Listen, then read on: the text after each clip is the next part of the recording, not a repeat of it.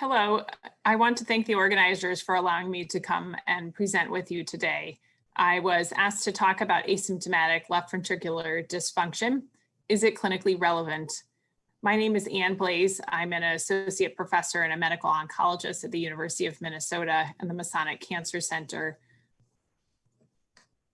I have no relevant disclosures.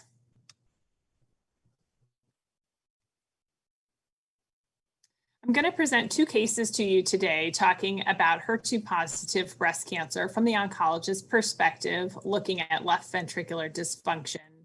Our first case is a 68-year-old female with hypertension and diabetes who had undergone a percutaneous intervention following a non-ST elevation MI 3 years previously. She was diagnosed with stage 4 metastatic estrogen receptor positive breast cancer and HER2-positive breast cancer. She has a good performance status with no heart failure symptoms. On evaluation, she has a baseline left ventricular ejection fraction of 48%. Her oncologist wants to prescribe trastuzumab, pertuzumab, and paclitaxel.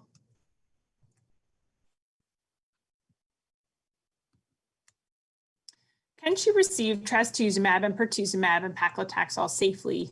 Does her left ventricular ejection fraction preclude usage? And if she progresses, can she be prescribed a newer anti-HER2 blocking therapy safely? How reliable is the LVEF measurement?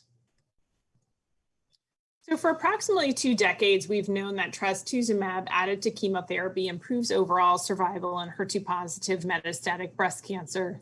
This was originally presented by Dennis Lehman and colleagues back in the New England Journal of Medicine in 2001.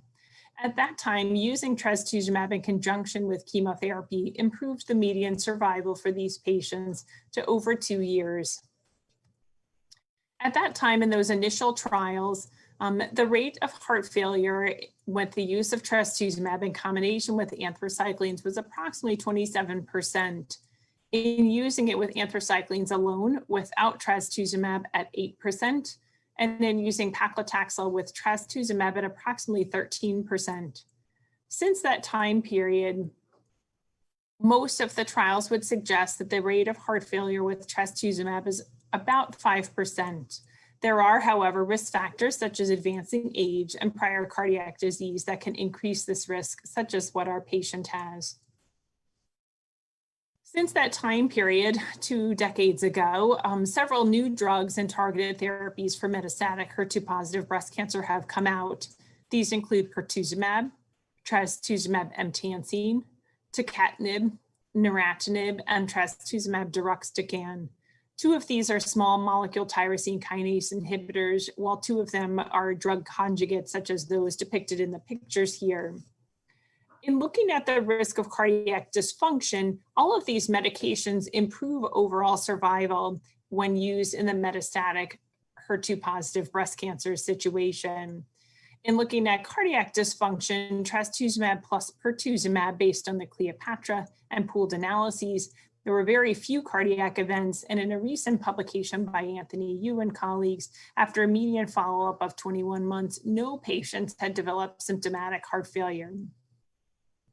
In a recent pooled analysis by Pondy and colleagues in the European Journal of Cancer, they looked at trastuzumab emtansine and looked at 1,900 individuals in a pooled analysis of 7 trials.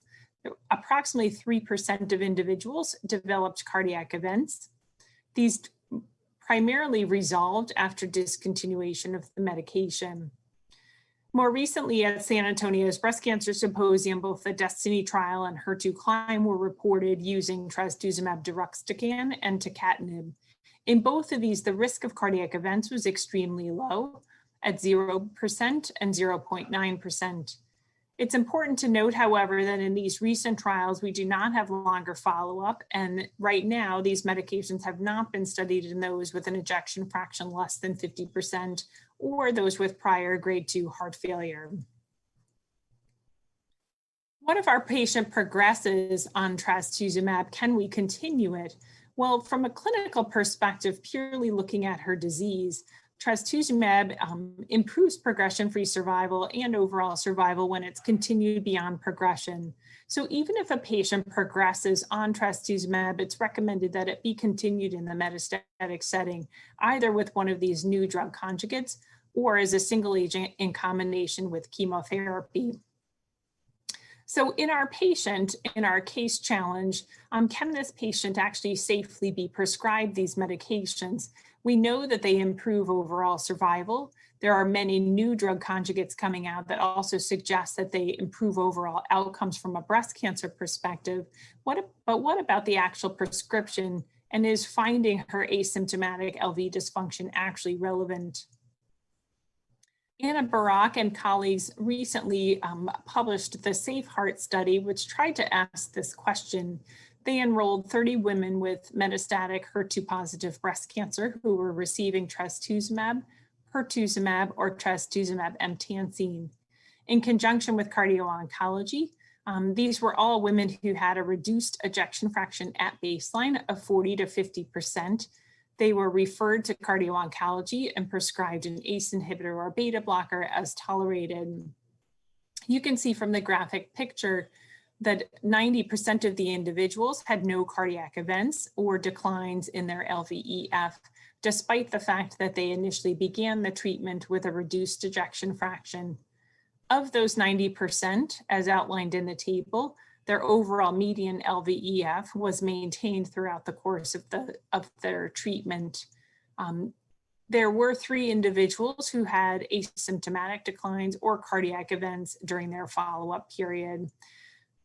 Based on the Safe Heart trial and the fact that the medications improve overall survival, I would argue that for our patient, she can safely be prescribed her trastuzumab-based therapy. This can be done closely in conjunction with Cardio-Oncology, but that it should not preclude the use of her medications. So will detecting asymptomatic LV dysfunction actually change management? From an oncology perspective, the overall goal is to continue trastuzumab-based therapy to improve overall survival. The risk of cardiac dysfunction is low, particularly with the newer anti-HER2 agents.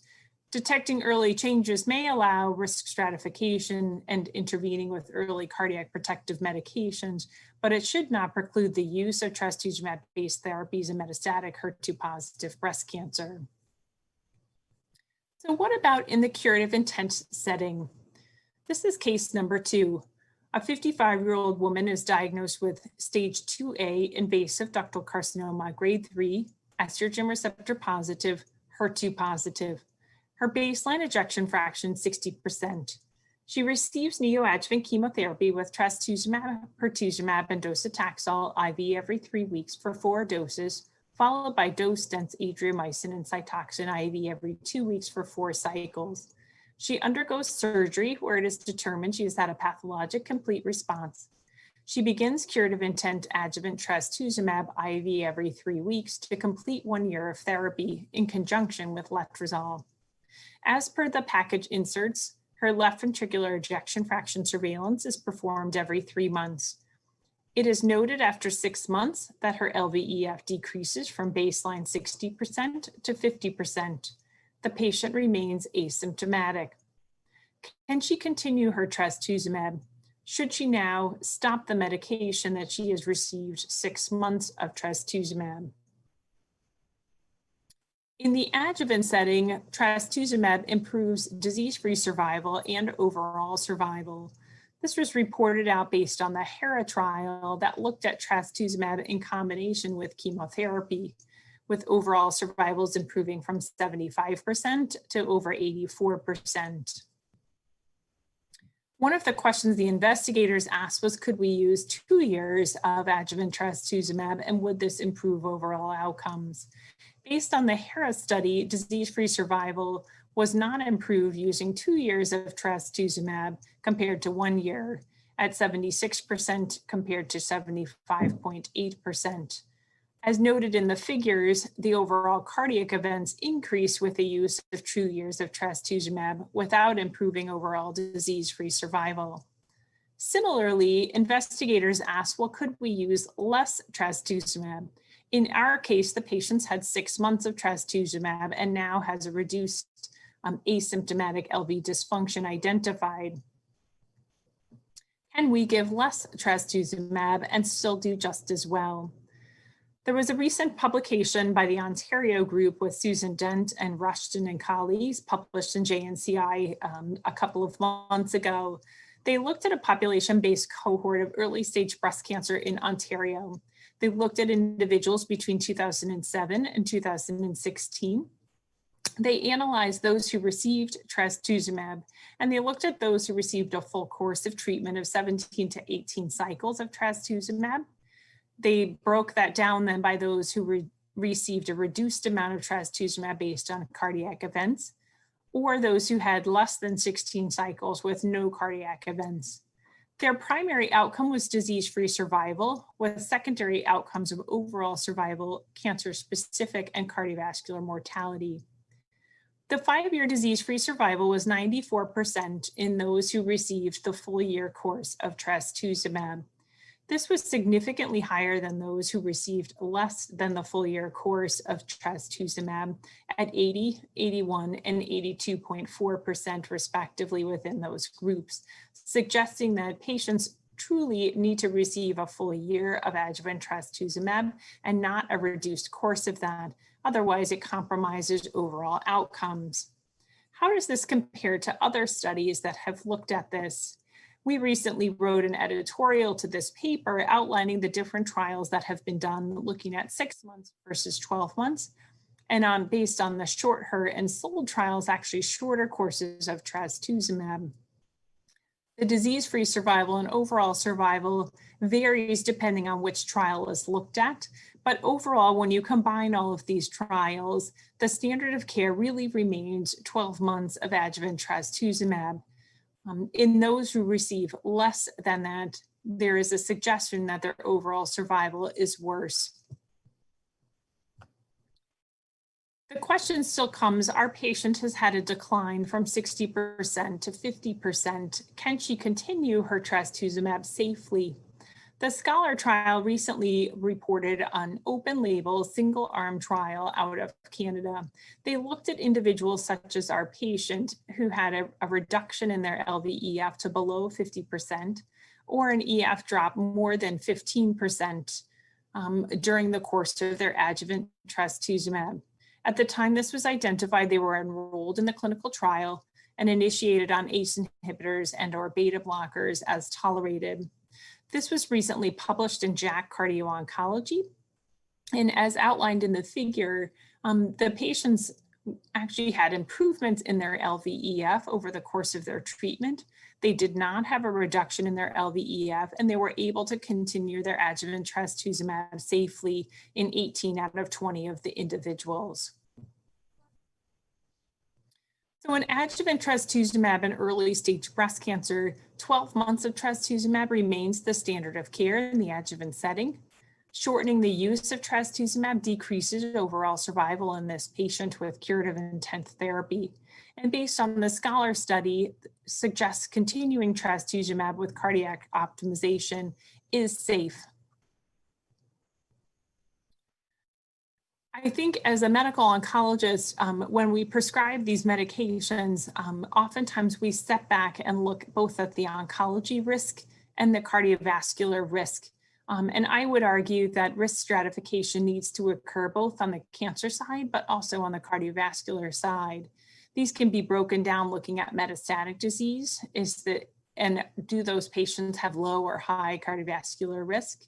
And from an oncology perspective, in early stage disease, is their risk low or high? Also breaking this down from a cardiovascular perspective. Identifying asymptomatic LV dysfunction may help with risk stratification, but overall, based on the fact that these therapies actually improve overall outcomes, really should not preclude it. Coming out this fall in JACC Cardio-Oncology, Anna Barak and myself recently put together a primer outlining some of these risk factors, and I encourage you to take a look at it. So what are our takeaways from the presentation? In patients with HER2-positive breast cancer, continuing trastuzumab-based therapy improves overall outcomes. Discontinuing or interrupting trastuzumab-based therapy in the metastatic or in the curative intent disease can decrease overall survival. And evaluating asymptomatic LV dysfunction may help risk stratify patients for cardio-oncology referral or the use of cardiac protective medications, but should rarely affect treatment algorithms. Thank you.